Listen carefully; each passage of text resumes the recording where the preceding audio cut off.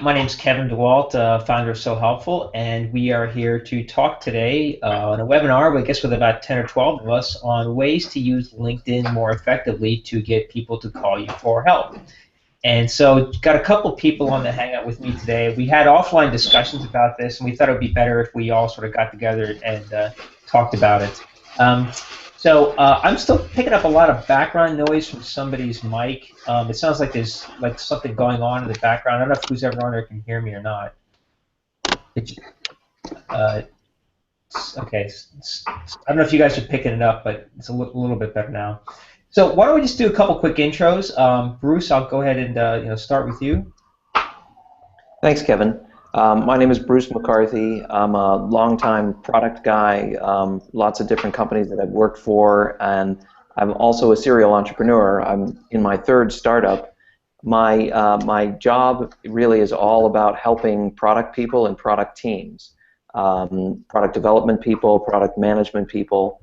I have a product called Rex at reqqs.com that's all about prioritization and road mapping, helping product people with that. I also blog at productpowers.com, all about product management and product development.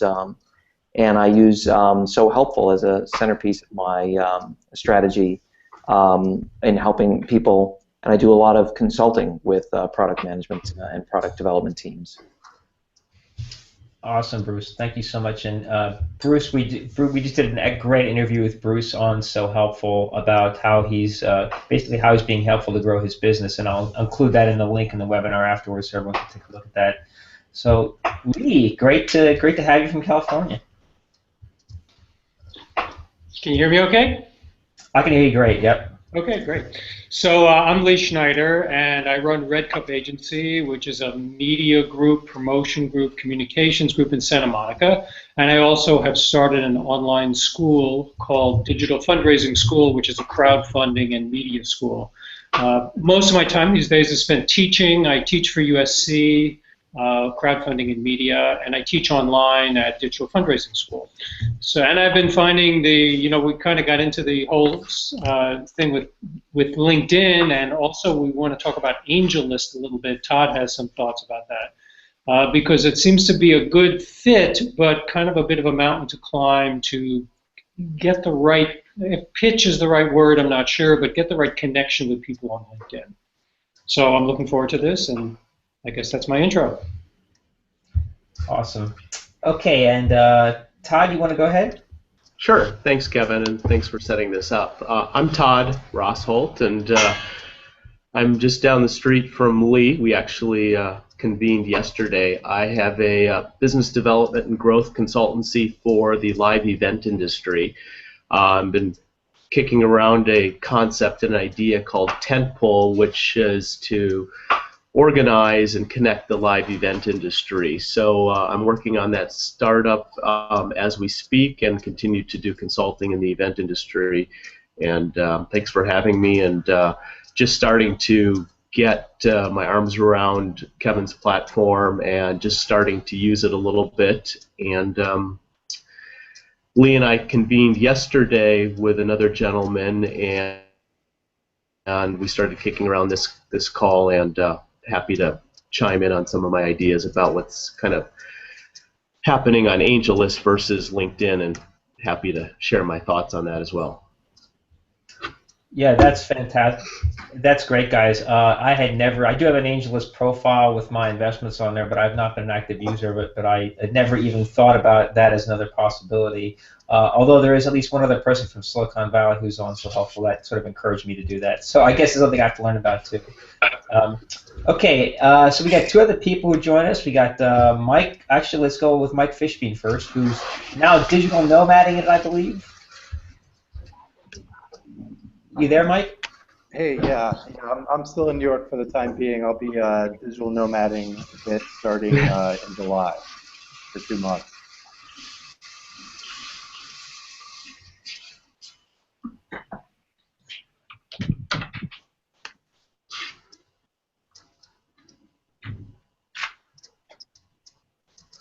I think maybe we lost Kevin.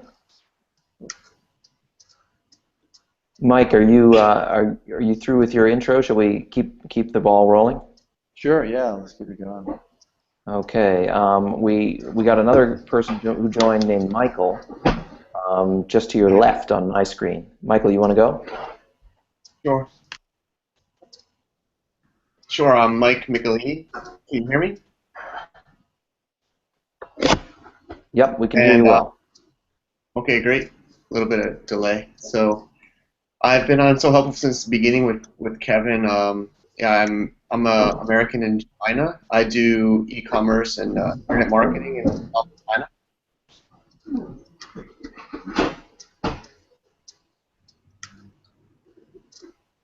Well, great.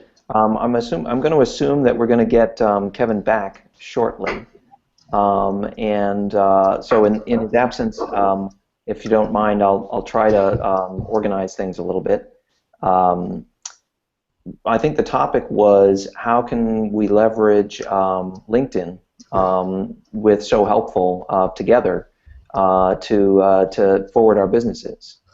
Does that sound like the topic everybody wanted to hear about? Absolutely. Yeah, okay. Sure. I can start with a little bit of what I have picked up, what's worked for me and what hasn't worked for me, and then if anybody else wants to jump in with comments or questions about that stuff, please jump in. But then we can go around the room and see if anybody else has stories that they want to share as well. Kevin, are you back? Yeah, I'm back. I don't know if you can hear me okay, but yeah, I got a message from Google saying your browser just shut down. So, and I'm using Chrome, so they got no one to blame but themselves. So sorry about that. Whoa. Now what happened to everybody else? We just lost Bruce, and that's really strange. Bruce. Okay, so for some reason, I guess Google's kicking us out and letting us come back in. Yeah, that seems to be. Okay. So Till just asked me, Till. So Till, I tried adding you. Basically, I'm using webinars on air, which is a tool I'm trying to add you into the speaking part of this, and I'll try that again in a minute or two. But because it looks like it didn't quite add you there, Till. So give this another shot. See if you can join. Okay, we'll try this again. So, great. I heard Mike Fishbein say digital nomad, and then my browser turned into the black screen of death, so I heard nothing else. So I'm going to have to let you guys know where should we keep going from here. Bruce, do you want to kick things off, I guess? Yeah, we had gone around the room all the way, although I think we got one more participant in since then. So maybe we asked Till to introduce himself, and then we were going to just go around the room and share whatever tips we could. Great. Hey, Till. Hello. Am I live now? Oh, that's nice. Yeah, that's cool. I feel much more alive now with being here with my camera. Feels much more normal. I'm Till Carlos. I'm a German computer scientist and entrepreneur. Run several businesses for the last years and now moved to Saigon to start a location-independent business. We are serving expats with an app, B2B business model. Team is in Europe, location-independent, mostly from Odesk. Co-founder in Denmark, and I'm project manager, product manager, like product guy. Yeah, basically just right now plugging along startup style. Excellent. Thanks a lot for joining us, Till. Yeah.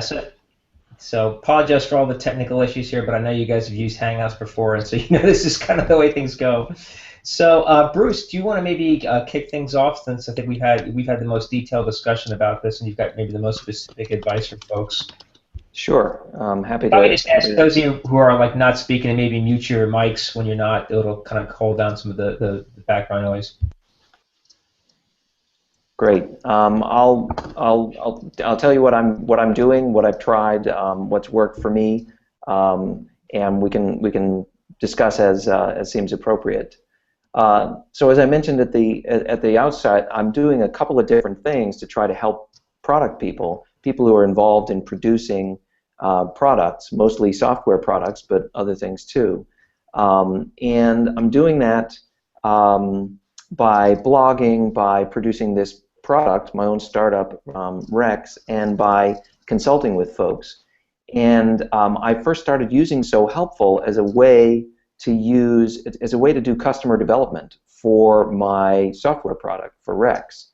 And my original idea of doing consulting was really just to pay the bills along the way, but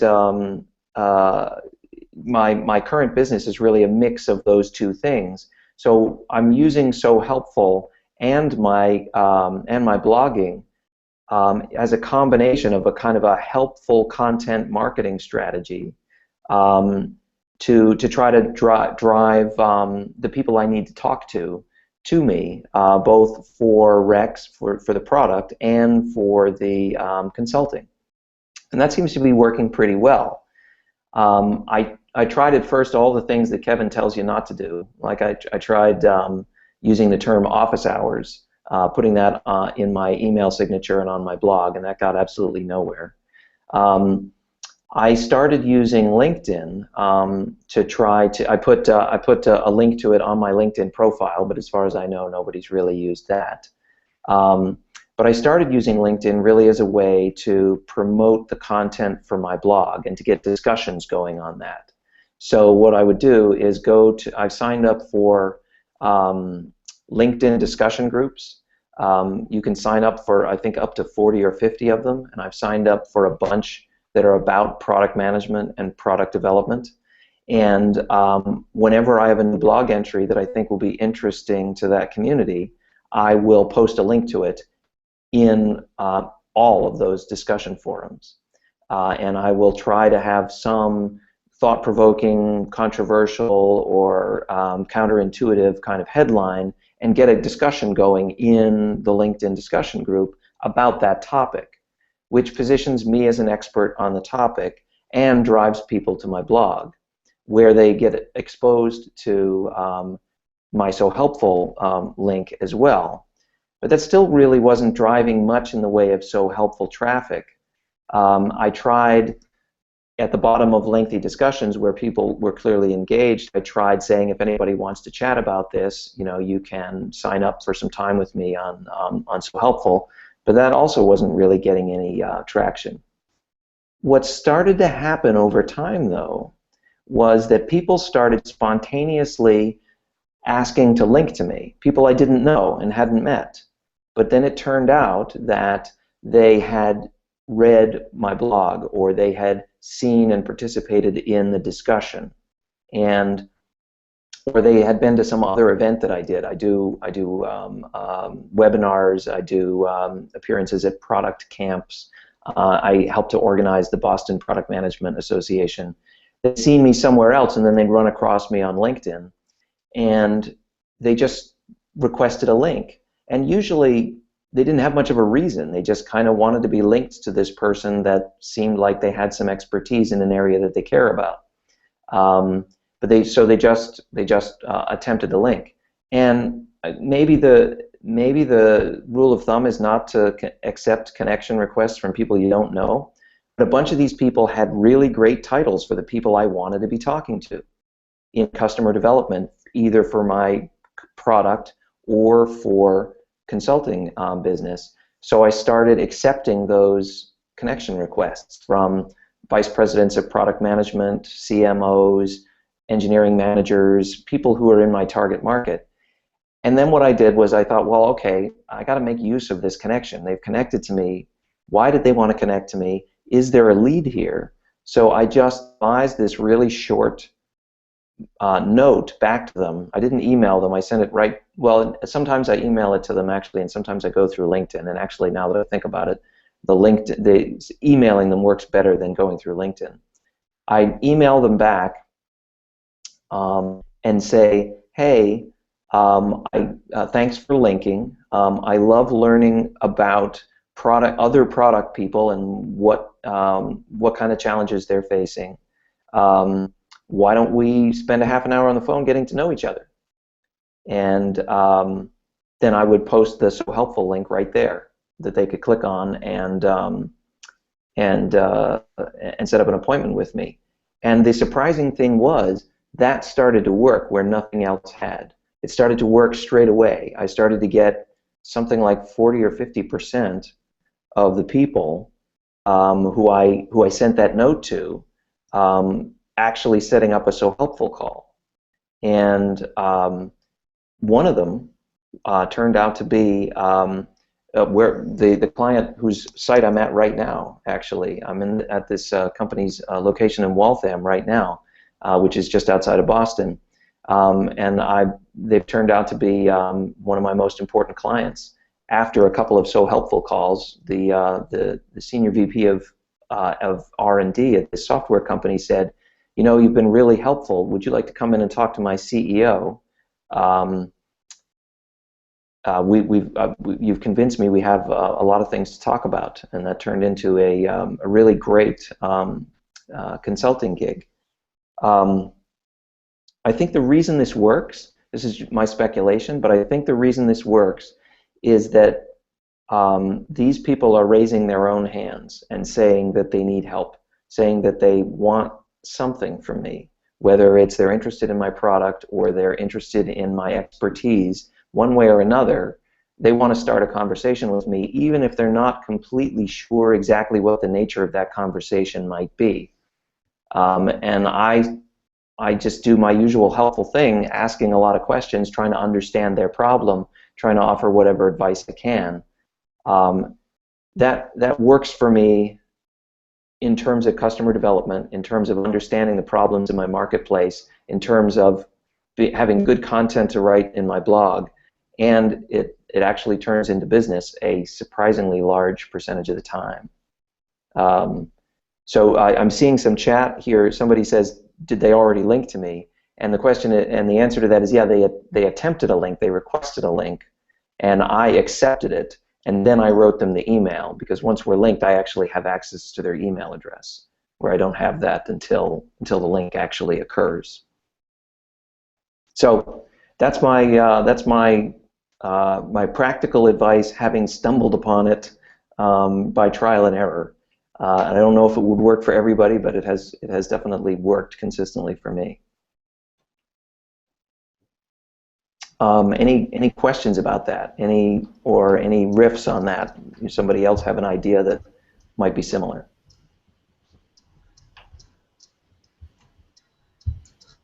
Well, I think I had a whole pile of questions, Bruce, and things that I could maybe just follow up with, but I'm going to sort of open up to the other folks on the call first and see if anybody else has anything they want to ask Bruce. Till says, I normally don't follow up with retweets. That's another thing that's actually worked for me really quite recently, is I wanted to get connected.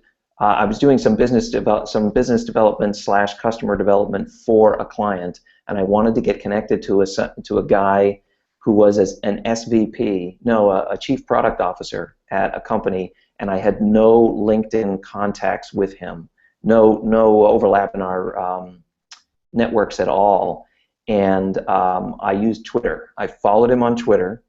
He followed me back, and that allowed me to private message him on Twitter. So I messaged him once, he didn't respond. A second time, and he said, "Oh, sorry for the delay. I just talked specifically about what I wanted to talk to him about," and I explicitly said, "I'm not trying to sell anything. I just have a few questions." And he messaged me back the next day, and I just talked to him this past Monday.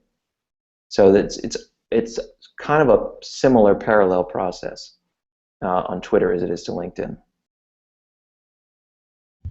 Yeah, I guess the common theme for these, now that I think about it, like the pattern's becoming clear to me now that you're describing this, is that people are, it's when the other person has taken a step to connect with us, that's when the conversation has a chance to open.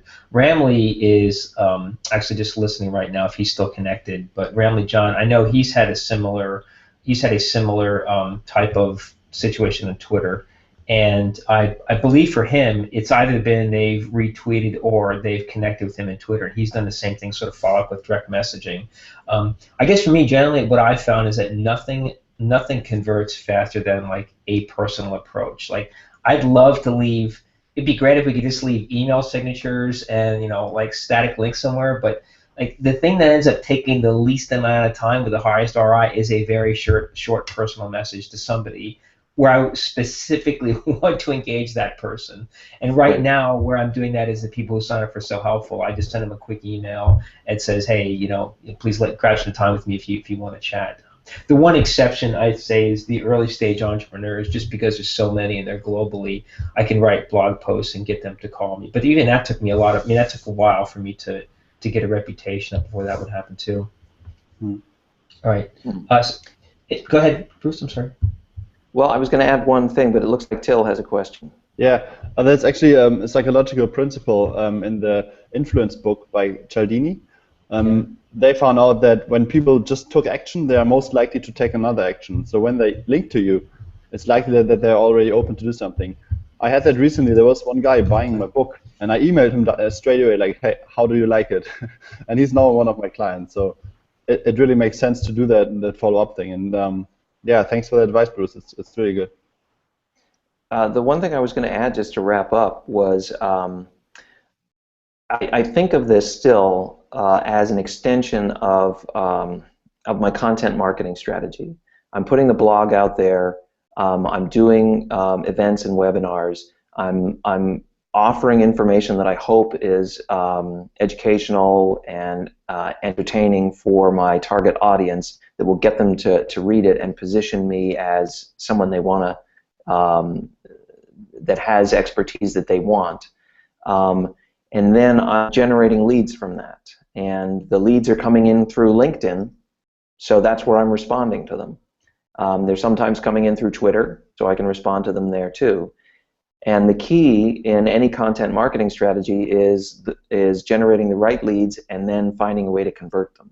And So Helpful, actually, where it's helping me is in that conversion process. It's I'm writing back to the person with, as Kevin just said, a quick personal note and saying, would you like to have a chat? And making it very personal and low key and quick seems to be working in this case. But it is essentially that attempt to convert a lead into a prospect, and it's just part of a sales and marketing funnel.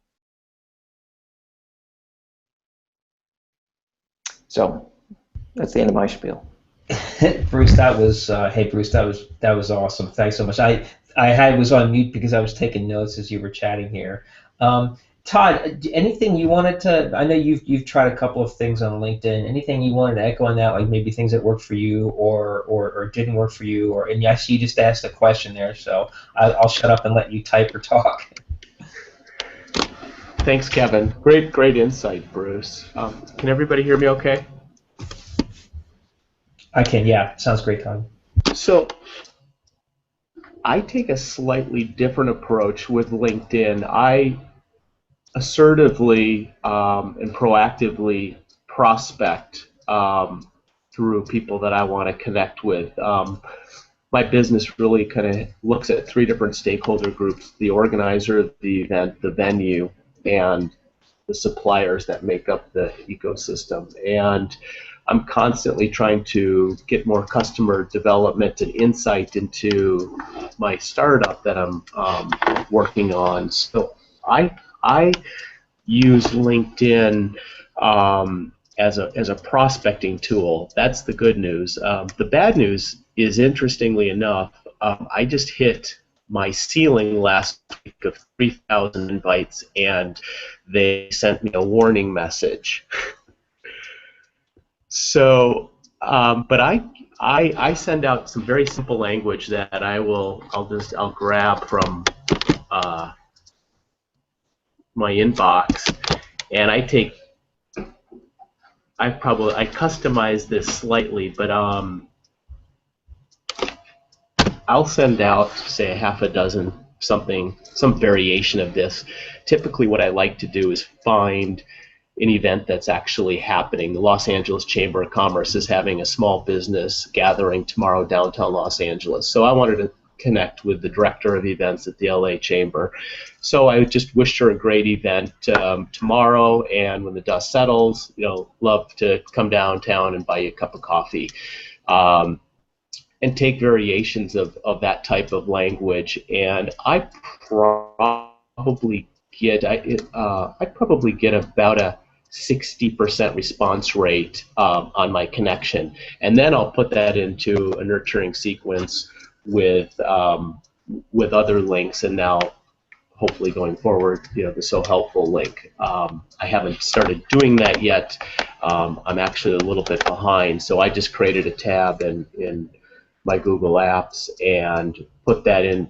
Once they connect, I move that over to a folder, and then we'll set up a coffee or do a phone call, and it's been very helpful up to this point. I think I probably have right now maybe 230, 240 invitations, and it's like Christmas. Every day there's a couple that drip in, and finally connect, because I'm seeing less and less engagement with LinkedIn, and that was to Lee's point, and something we talked about yesterday when we were together. Is I'm taking a similar approach with AngelList currently, and finding a lot more urgency to connect there, and happy to open that conversation as well. Yeah, Todd, I'm on AngelList, and I know people that work there, so I should probably know more how to use it. but I don't. But I actually haven't made an effort to use it more actively, which of course makes no sense, because everything I do is related to early stage entrepreneurs and funding and financing. So I don't know why I'm not on there, but I'm not. But I'd love to hear. You're spending all your time, building, your engagement tool. So you have a viable excuse. So I've just started with AngelList. I mean, I've been passively listening on it and just kind of monitoring a lot of event tech startups, and I have just started reaching out, and I mean, literally, I maybe have a half a dozen outreaches in the transom currently, and I got 3 meetings yesterday just through some initial outreach, and people saying, "Oh, how were you associated with TED? I'd love to learn more." And so just they're picking up some keywords or looking at my profile and finding it relevant if they have any interest in the live event space. And the early indicators are extraordinarily high in comparison to how much I was pounding LinkedIn.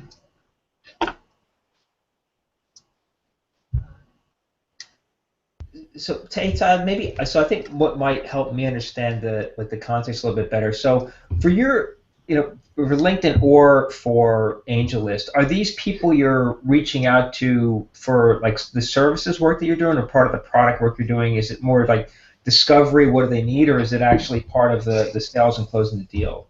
I think I might understand a little bit better if I had more context about your situation, I guess. Thank you. So correct, and I'm sorry I'm not being clear, but so twofold.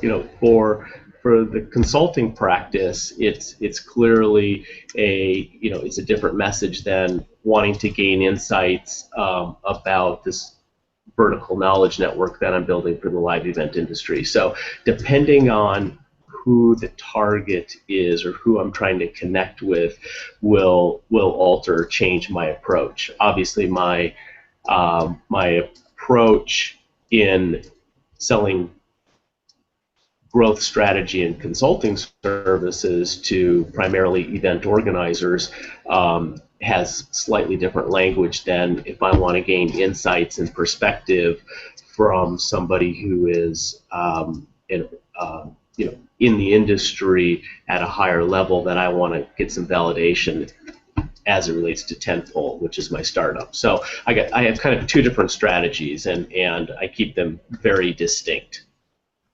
If you don't mind my jumping in for a second, I have a really fortunate thing going on here, in that the customers for my startup and the customers for my consulting business are the same people. Right. And doing customer development for my product or doing an initial discovery interview for my consulting business is the exact same conversation.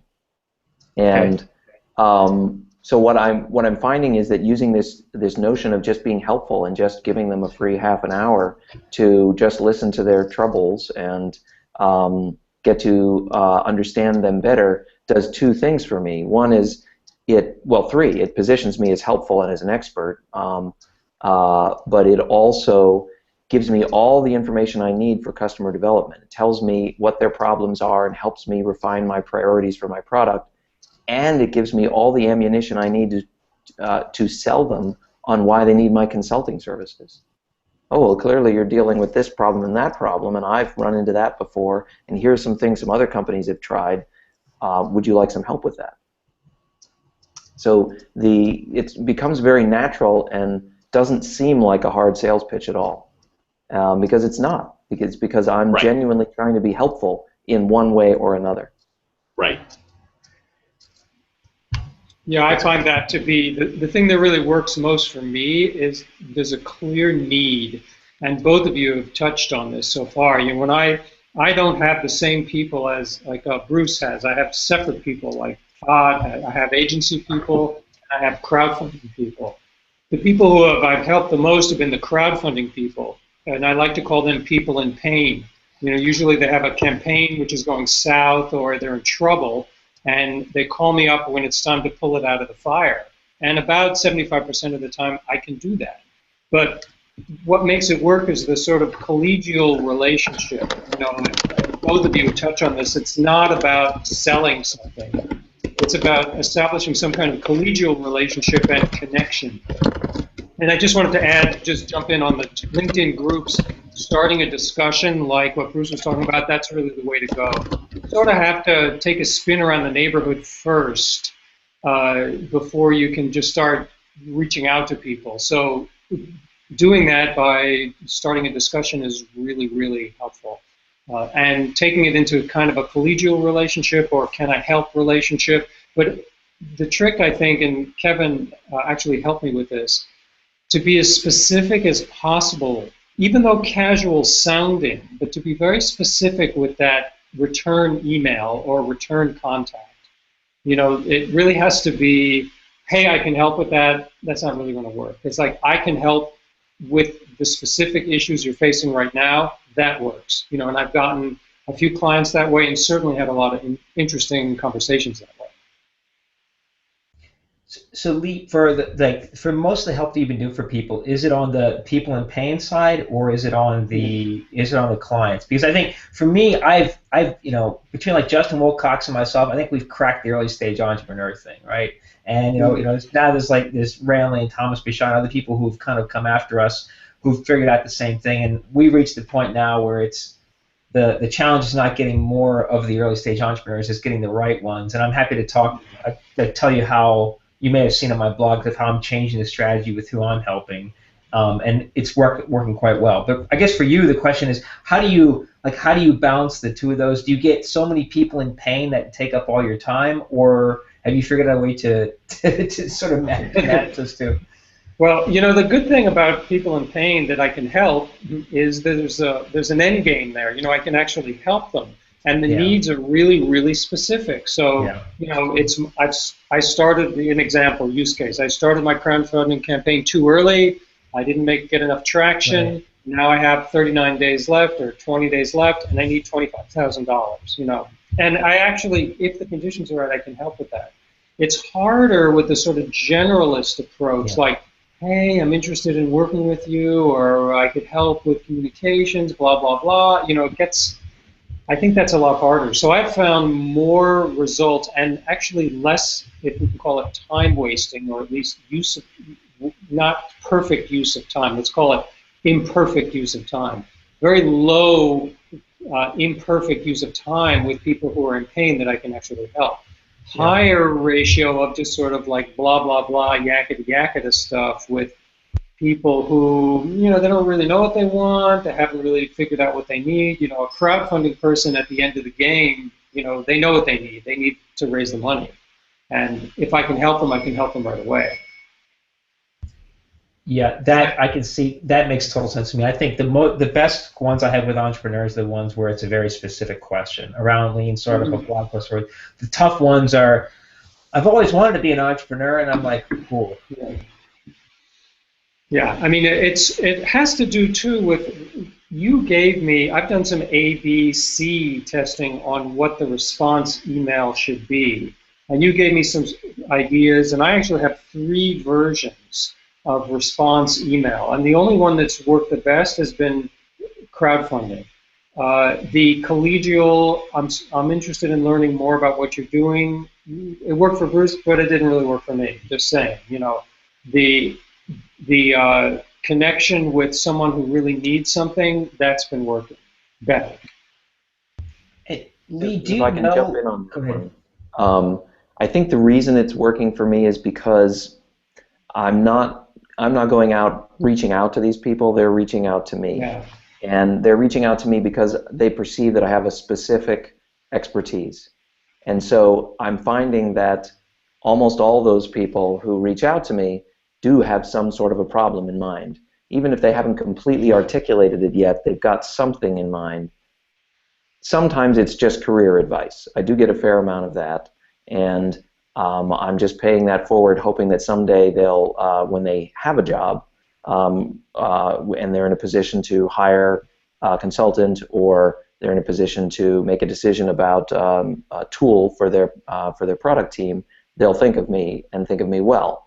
But I also get decision-making managers who are looking for an expert in X, and if they perceive that I have X, then it's usually a pretty good conversation.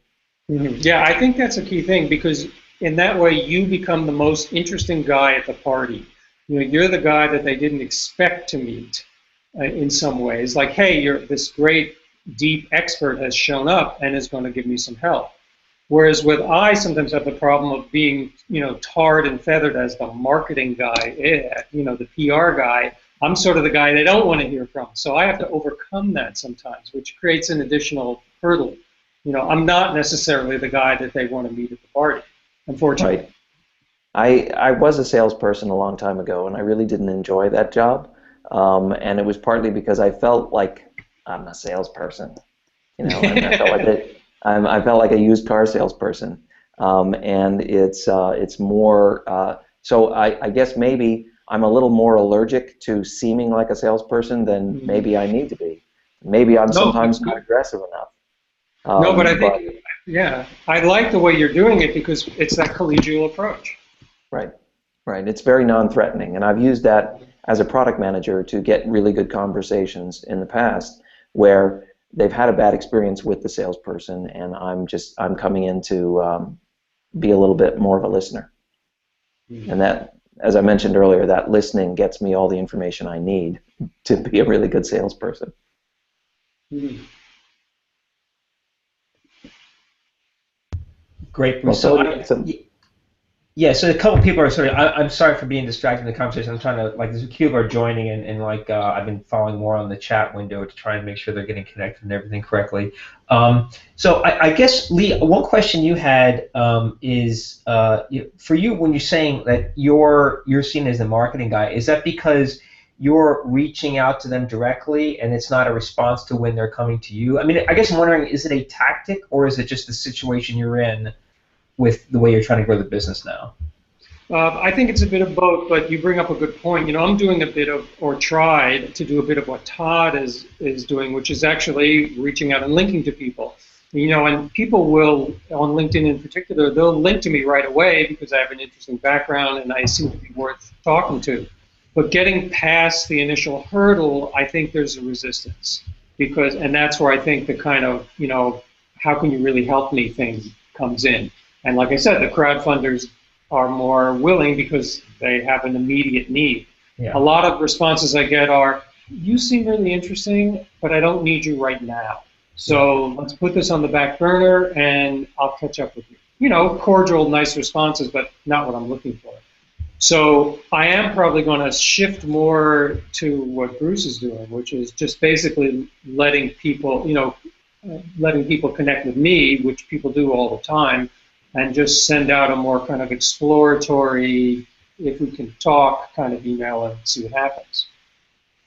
Does that answer the question? Yeah, it does. So I guess I'm trying to think like what's the general pattern here, and maybe Till kind of hit on it. Is the most like I'm always thinking what's the most like you guys what's like most effective use of my time and ROI versus what I'm doing. And I don't spend a lot of time and never have on the direct like outreach to people on any platform, and I think it's maybe because I have the engineer's allergy to sales that maybe Bruce has, and so I've tried to basically figure out ways that I get people to come to me, and before that's speaking, writing, whatever it is that I can kind of like say, hey, I'm worth talking to, and then just be available.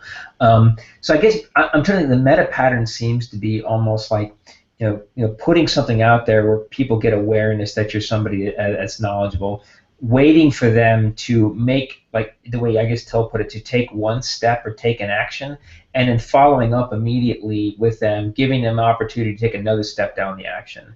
It seems to me that's the pattern. Anybody have any comments on that? Yes. You've got it, basically. Okay, so now Chiara and I just have to write this up in ways that other people can copy what we're doing. Well, I think it is providing enough interesting material so that people will come to you. I'd say that's a biggie, because that's probably the best way. When I blog a lot and my So Helpful widget is right up on the side of that, on the same page as the blog, I've been getting So Helpful connections probably from people who've read the blog. And I don't know those people. They just showed up and found me. Yep. That's certainly been the most effective one for me, has been writing in the content. So I think I've probably written about it before, but when I actually put like, hey, do you have this problem? Come chat with me. That converted more than anything else. Previously, everything I tried, and for me it was like, so I know most of you probably already heard this story before, and so I apologize for repeating myself, but in case of somebody new that hasn't, when I first started doing this, I was inspired by Joel Gascoigne. He's a friend of mine and the founder of Buffer, and he was like talking about how he was doing this, and it was helping him get customers, and I thought, this is awesome. I'm in Beijing, I'm all by myself. I'm not meeting anybody except the few expats we have here in the startup community. I'll start helping entrepreneurs around the world. In like 2 months, I couldn't get anyone to call me. I'm like, you've got to be freaking kidding me. Like, I've been doing this for 15 years, venture capitalist for 3 years. Like, I've been around. Like, why is no? And then I realized I was just using the wrong tactics, and that I wasn't making it easy. I wasn't creating an environment. And once I started writing it in the blog content, that's when it got better. And especially, it really took off when I started writing, like I would write blog posts that answered the questions people were asking me, which often were not the problems that I thought they had. And then when I answered those and talked in the content that I help people with these kind of problems, that's when all my slots started filling up, and I was able to really have as many conversations as I wanted. So anyway, that's what worked for me, and I guess it's another, like what I've done was another way of getting people to take steps. And instead of opting in to connect with me on the social media platform, they were opting in by reading, subscribing to my newsletter. But I can see that if I wanted to kickstart that faster, for me the right way to do it would have been to respond to people who like either repost something on Twitter or they direct message me or something. So Lee just asked a question. Specific examples how I can help with, are you having a problem with, would be helpful to us. Do you mean, Lee, for your question? Actually, let me just shut up and let you ask the question verbally, and maybe then I'll understand it better. Yeah, I wanted to know how specific were you getting? Do you have a problem with this, this specific thing, or do you have a problem with something more global? For me, it was specific questions, and I would even, sometimes I would even look when they would book a call with me, I would see what they wrote in that text box, and I would look for what is the word or something that they're talking about. And some of it was really obvious, and I haven't written this one yet because I've sort of been working on other things, but one of them that was, the person's problem was, how do I get my customers to respond to my emails? And I'm like, oh my God, like that's a perfect title. Like this, and it didn't occur to me that was a problem that a lot of people have, but now I realize, oh my God, that comes up all the time. Like, how do I get, I meet entrepreneurs in accelerators who say, hey, I hear what you're saying about this customer development stuff, Kevin. We get it, but we just emailed 50 people and none of them responded. So it was that cue that, oh, this is a bigger problem. So for me, it was pretty specific, and it was actually two things. It was specific and simple. Like, it was not the things that my mind is naturally drawn to, which is, let's talk about cognitive bias and lean startup strategies, and the thing that all five of us in the world care about. It was like, how do I manage a checklist of people I'm doing customer development interviews? I mean, it's like, how do I ask for an intro? It was really, really simple stuff. And so when I first started getting on these calls, people would ask me things. I was like, oh, well, that's easy. You just go to this, this, and this. I'm like, everybody knows it, but this person, right? They just didn't look at the right stuff. And then I realized that's actually not true, and that I'm suffering from the curse of knowledge, or the expert blindness, or whatever you want to call it. Anyway, that was a longer answer than you probably wanted to hear, but that's what's worked for me. It's like simple and specific were the things that drove the audience. And you drew the information from just the little questions that people asked, and those so helpful. You started to collate those, so to speak. That's where I got, like, I started to, when those would come in, there was the first indication. Like, I would just look for word. It was more, a lot of times, like the example I gave was very specific, but more times it was a paragraph, and I'd look for what were the words they were saying. Like, oh, it's that. It's like, and another one that kept coming up was like, do I need to move to Silicon Valley? Can I start this in my hometown? And there's some common themes like that. So just the words, and then when I get on the call, that's when I really understand the question better, and I talk through the answer. And then usually that would be a Friday afternoon, and then I'd be sitting around and I'm like, crap, what am I going to write about on Sunday? And then like, oh, I helped this guy with this question. I'll just bang that one out. And they were easier to write, which was great because I already talked about it for 30 minutes. Do you think that people should develop a menu of helpful things? It might be a pretty short menu. In other words, not trying to improv it all the time, but basically select some areas of expertise. Yeah, I don't know. Anybody else have a thought on that? I have a question. Is that different than what's already on your So Helpful profile, where you say, I can help you with, boom, boom, boom? No, that's actually a good point. I mean, it basically would be sticking to that. Bruce, apropos of this, I have a question for you about, do you use the phrase ask a question for free or talk to me for free, or do you find the whole free thing important to talk about, or people don't really care about that? I talk about it when I am linking, when it's just text and it's not personal to that person. So when it's on my blog, yeah, it says free. When it's in my email sig, it says free.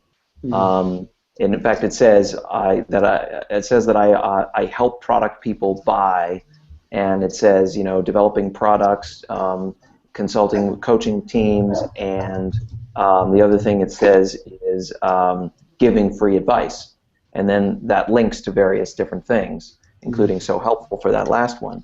But when I send a personal email to somebody, the words I'm using, like, hey, would you just like to have a chat, they don't suggest that there would be any charge, and so I don't use the word free there because it seemed unnecessary. Yeah, that makes sense. So, hey, Becca, thanks for joining us. Do you want to do a quick intro us and tell us where you're calling from and what you're working on? Hey, sure. Looks like it's just accepting me. Can you see me? Yeah, I can see you. I can see and hear you clear as a bell. Perfect. Yeah, so I just popped into the conversation in Dallas, Texas. And my background, I was in sales. So I heard those comments about sales that you all made, and that's fine. But now I'm in the senior care and baby boomer technology business. And Kevin, when I heard about this application, I was really intrigued because as I'm moving from an online world where I do a lot of speaking and I did a lot of one-on-one to now more group and bigger engagements and online, I get a lot of the phone calls of hey Becca, can I pick your brain? And a lot of the executives in the senior care market are coming to me, oh, you know how to do this, let me pick your brain. And so that's been my, I don't know what everyone else's experience is, but that's been one of my big challenges. How do I filter and funnel people into something to create a new product based on what they need, but in a more leverageable way, which is going online, creating more consulting packages for them. So, anyway, so I saw So Helpful and thought this would be a great product and application to apply to make those goals for me happen.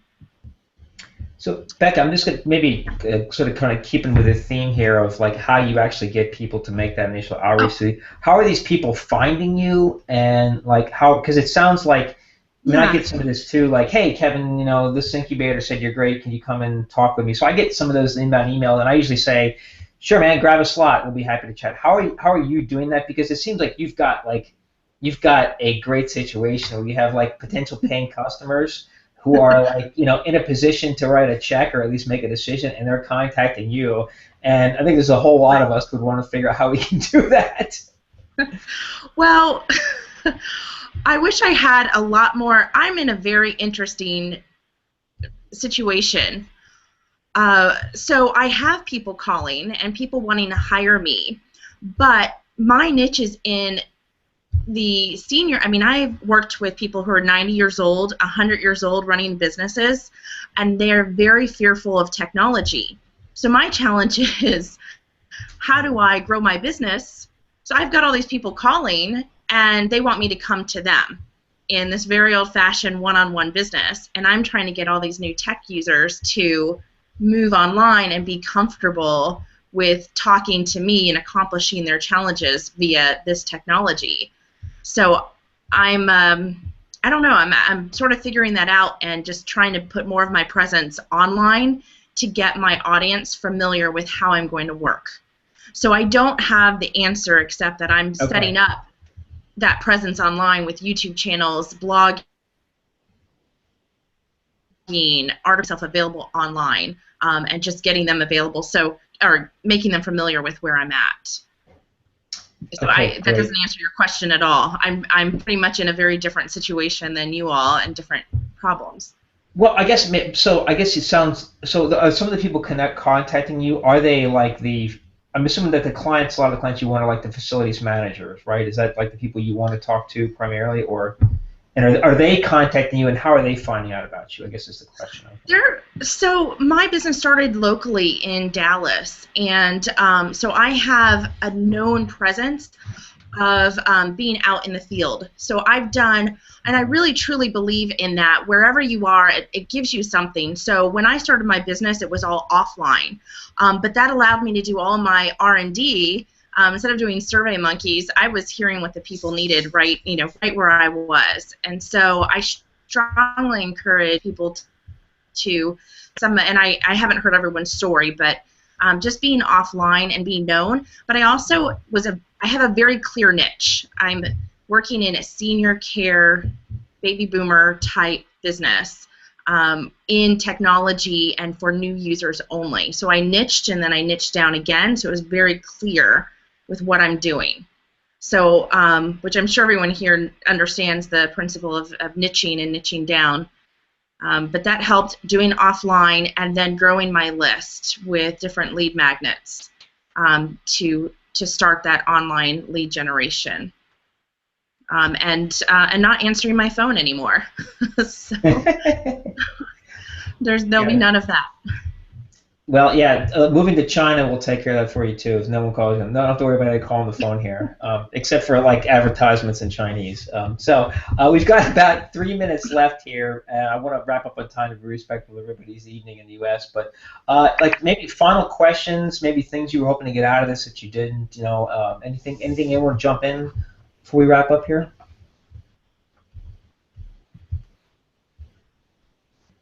Mike Fishbein, anything from you?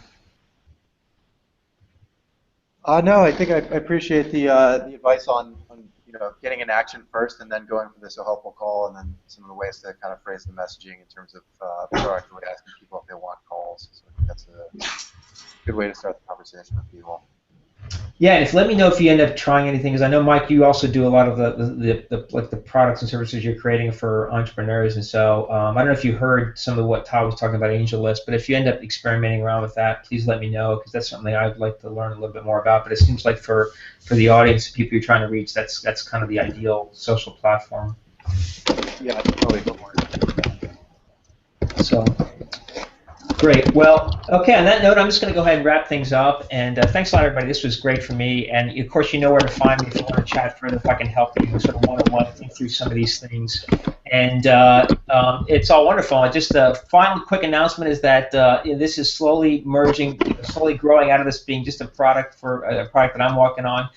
Chiara is now helping me full-time on some of the marketing and content creation, and is going to hopefully turn this into, the ramblings of a madman into something that's a little more professional. So I'm super excited to have her. She is a rock.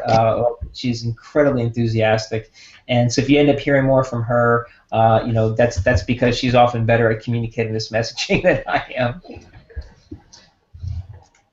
Well, thanks a lot for putting this together, Kevin. It was fun. Yeah, thanks, Kevin. Bruce. No problem. Thanks, guys. All right. Yeah, Take care, Bye. guys. Have a great evening.